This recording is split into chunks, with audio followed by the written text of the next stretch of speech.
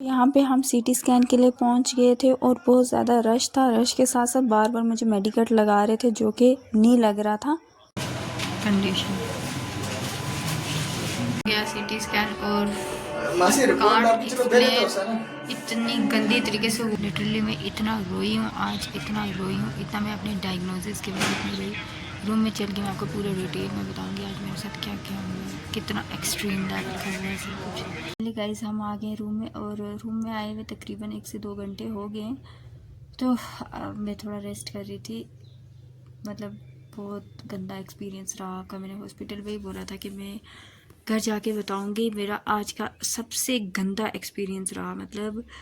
मतलब आज लिटरली मैं इतना रोई हूँ ज़िंदगी में पहली बार। मतलब मैं कभी अपनी लाइफ में नहीं रोई।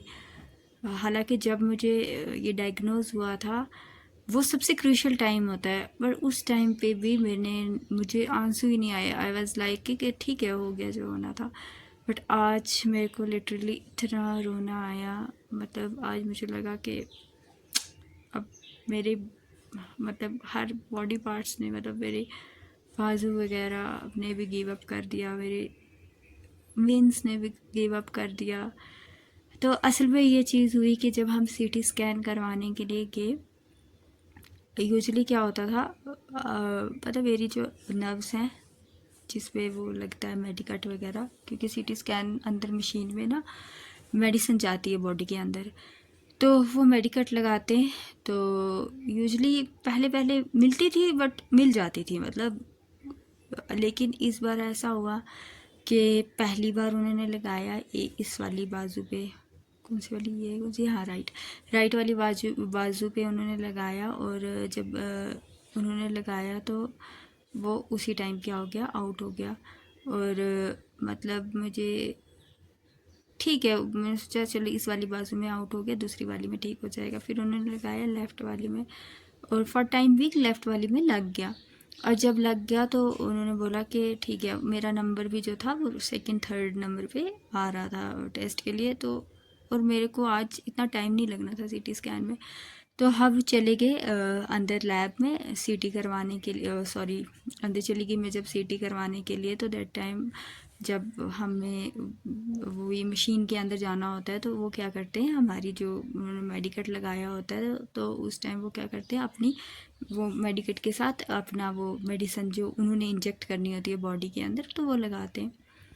तो अचानक से क्या हुआ कि मुझे ऐसा फील हुआ कि मेडिसिन अंदर की, क्योंकि करंट सा लगता है, बहुत थोड़ा दर्द होता है बहुत ज़्यादा। तो मुझे ऐसा लगा कि हाँ मेडिसिन गई है अंदर। लेकिन इतने में उन्होंने क्या किया, मेरी मशीन बीच में ही रोक दी और वो सारे आ गए, रेडियोलॉजिस्ट जो थे वो सभी आ गए। तो देवर लाइक के ये तो ब्लॉक हो गई, ये मतलब आउट हो गया, ये तो जा ही नहीं रहा है अंदर। और मेरी बाजू इतनी ज़्यादा स्वेल हो गई, इतनी ज़्यादा स्वेल हो गई, मतलब मैं क्या बताऊँ। उस टाइम अंदर वो हो जाता है ना, जब आउट हो तो बहुत ज़्यादा स्वेलिंग हो जाती है। मैं बताऊँगी इसके बाद, देखना आप कितनी स्वेलिंग हो गई है। फिर उसके बाद क्या हुआ कि उन्होंने बोला कि ठीक है तुम बाहर आ जाओ, एक और लगाते। फिर उन्होंने एक और ट्राई दिया, और एक हाथ के थोड़ा साइड पे उन्होंने लगाया, मुझे वापस से लगाने की कोशिश की। अगेन सेम सिचुएशन हुई, सेम वो वापस से ऐसा होता था। गलती उनकी नहीं थी, क्योंकि मेरी वो मिल ही नहीं रही थी। मेरी जो नर्व्स थी ना वो बहुत पतली हैं, बहुत पतली हैं। तो मिली, इतनी कमज़ोर हो गई हूँ ना मैं, तो वो मिल ही नहीं रही थी कहीं पे किसी को। तो उनकी भी गलती नहीं है। वो कर रहे थे, वो फ्लश कर रहे थे, और ब्लड फ्लो भी हो रहा था, अच्छा फ्लश भी हो रहा था। बट आगे जाके वो आउट होते जा रही थी। तो फिर मेरे साथ सेम चीज़ रिपीट हुई, और वो अंदर बार बार मशीन में जाना और फिर बाहर मशीन से ही निकलना, क्योंकि आप वो एक बहुत बड़ा अपने आप में ही सीटी एक ट्रॉमा होता है। तो आप तो इतना तो मैं मेंटली स्ट्रांग हूँ कि मुझे इतना खास अब नहीं होता है। तो चलो मैं सीटी के लिए मेंटली स्ट्रांग, मुझे पता है ये दर्द होना है, ये मेडिसिन अंदर जानी है। बट वो चीज़ बार बार रिपीट हो रही थी मेरे साथ। और मैं बाहर आई और मैं रोने लगी। मतलब मेरे को पहली बार ज़िंदगी में मैं अपने हाथ से नहीं रोक सकी। आई वॉज लाइक कि मतलब कि उन्होंने बोला कि आप एक काम करो, आप ओटी में जाओ और वहाँ पे वहाँ पे वो अच्छे, वहाँ पे आपको लगा देंगे, वो ज़्यादा अच्छे से लगा देंगे। फिर हम गए ओटी में, तो वहाँ पे ओटी में एक थे, उन्होंने लगाया तो फिर वो लग गया। फिर भी मैं डर डर के कि अब अगर अब आउट हो गया, क्योंकि अब मेरे में इस टाइम तक बिल्कुल भी एनर्जी नहीं बची थी, और इस टाइम तक मतलब क्या बताऊँ। और फिर हम आए वापस अंदर गए, तो उन्होंने भाई को, साजिद को बोला कि तुम इसके साथ ही खड़े रहो, एप्रन वगैरह पहन लो, तो अगर ज़रा सा कुछ भी हुआ तो हमें इशारा कर देना।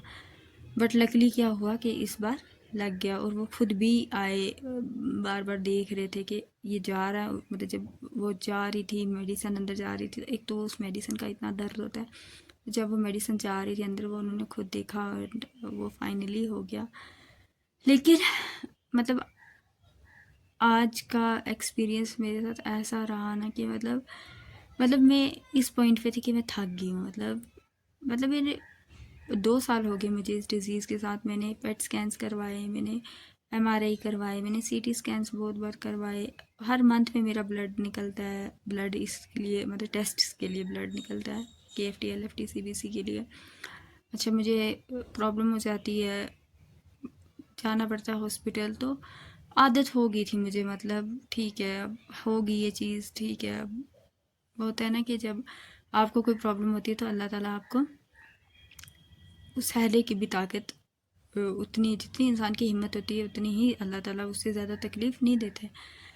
लेकिन आज मेरे को ऐसा लगा कि मैं गिव अप, क्योंकि मेरी बाजू ने ही भी गिव अप कर दिया था कि मतलब मैं क्या बताऊँ, मुझे इतना गंदा फील हो रहा था ना। फिर उसके बाद हम रूम में आए तो मेरी इतनी गंदी हालत, अभी भी मतलब मेरे अच्छे से नहीं, वीडियो भी जिस हिसाब से बनाना चाहती थी मैं नहीं बना पा रही, बट स्टिल मैंने बोला नहीं, मुझे कंटिन्यू करना है। कोई बात नहीं, क्या बोलते हैं, हार के जीतने वाले को बाजीगर कहते हैं, माउंटेन ड्यू डर के आगे जीत है। तो कोई बात नहीं, ये इट्स जस्ट अ बिगनिंग। आगे पता नहीं क्या क्या चीज़ें और सहती बढ़े, या अब बिगनिंग क्या ही बोलूँ, 2 साल से तो चीज़ें हो ही रही हैं मेरे साथ। बट जब तक ज़िंदगी है, जब तक इस दुनिया में रहना है, तो बर्दाश्त तो करना ही है। तो